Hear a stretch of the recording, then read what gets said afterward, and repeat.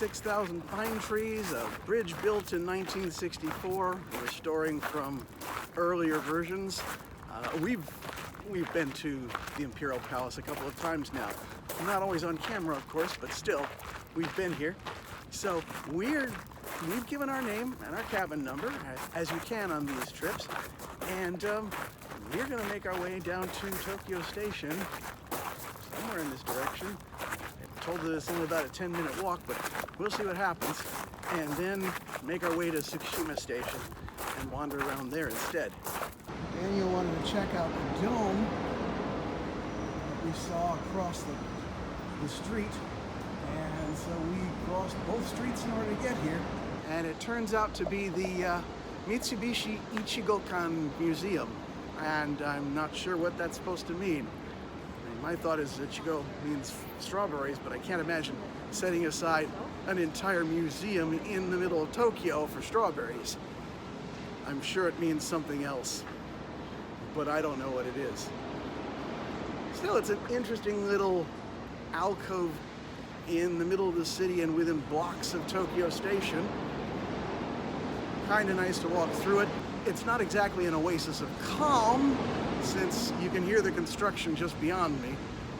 But for Tokyo, that's not bad. I'll be honest, I thought I remembered Tokyo Station being more of a faux Victorian edifice. This one looks a little more modern, but this is where the maps keep saying Tokyo Station is, and it does look like a station, so we're going to cross the street once everything clears off and look inside. Okay, this building isn't the station after all, so we still got to do some hunting. Yeah, this is a little bit more like it. We're heading a little further north from where we were, but we're getting a lot closer. We're passing a bus station, and this is the train station I think I was thinking of. Yep, here's the place we want to be. Now, I know wherever we pick up, we're probably going to have to transfer at Ginza to the Ueno line in order to get to Tsukishima. But at least we know where we're going, more or less. Well, this is quite the place. See the dome and everything like that. It is a real marvel of architecture here. One of the confusing things about Metro here in Tokyo is that it seems to be run by two different companies. You have JR, which is Japan Rail, East at least, which is the one with the Shinkansen and all those other things. But you also have Toei, and they're running the Marunouchi line and the Ueno line, which will get us to the island right next to Harumi. So we're going to try and take that and see if we can find see if we can make this work. I'm going to say that the Toei line is a little bit harder to find, both the stations themselves and where you're going. But once you do, and once you piece your way through this, I think we have a rough idea where we're going through. Only about 4 stations, including the transfer. So hopefully this won't be all that big a deal. Well, unfortunately, I guess Toei doesn't use the Suica card, or maybe ours was just a welcome for visitors and it's expired, which is a shame because I think we had about 1,200 yen on each of them, but what are we going to do? So we're just going to use these tickets and go from there. One little irony about this is that we skipped out on the tour because the bus would just be driving through the Ginza in order to get back to Harumi. Ironically, of course, we're just passing through Ginza on the way to Tsukishima. It's just that it's Ginza Station underneath rather than on the road going past all those high-end shops and restaurants. The transfer at Yurachko is full of liminal spaces, but also full of a few architectural things that get Daniel's attention in particular. By now things are getting a little less liminal, but it's still kind of quiet here, which is strange, but maybe things just don't open until 10 or something. I actually suspected this would happen when it turned out we'd actually walked through an entire station, and as a result we rode Ichigan line by an extra station in order to get here to Tsukishima. But oh well, here we are. Now we've just got to get to the surface and wander around with a little bit more clarity. Of course, just because we're on the surface doesn't mean we know where we are or where we're going. It's one thing to look at a map or even look at a satellite picture, but it's another thing entirely to be on the ground and going, okay, I think somewhere in amongst all these skyscrapers is the place that we're looking for. It is very difficult to walk around in an urban area when you're not used to it. I'm sure once you are, it's easy as pie, but for now, it's just kind of like we're going on blind faith. Well, we're out of Tsukishima, but that's fine. That's where we're wanting to go. We were advised to check out Tsukuda as well, which is a little bit further north on the same island, or at least the same built-up area.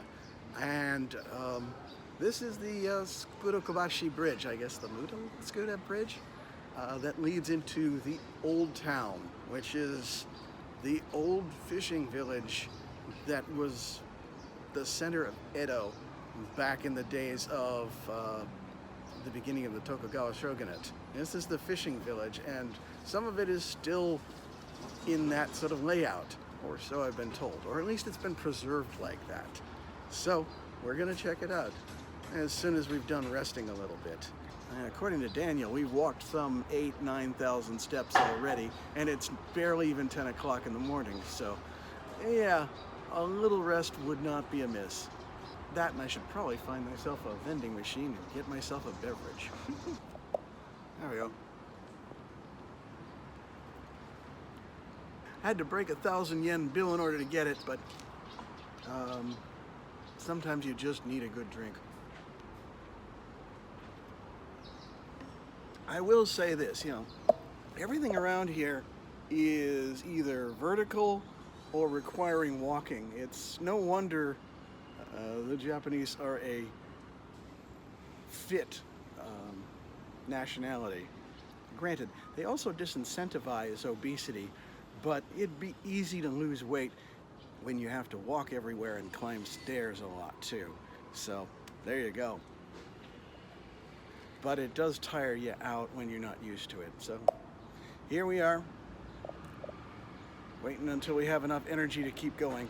It also occurs to me that living cheek by jowl next to each other, either in tiny homes like these or in crowded apartment buildings like these, the Japanese are kind of forced to be much more mindful of their neighbors than we here in America, I say, when we Americans are.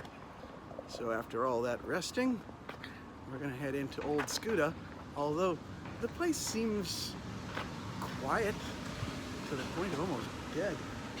And yeah, this restaurant seems open, but there's no foot traffic around here. It's very strange. And it's still kind of early, I don't know.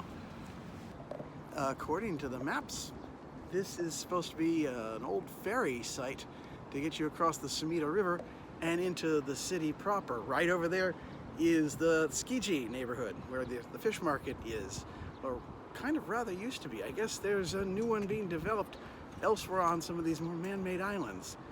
Meanwhile, the riverwalk itself by Sumidogawa is peaceful to the point of eerie.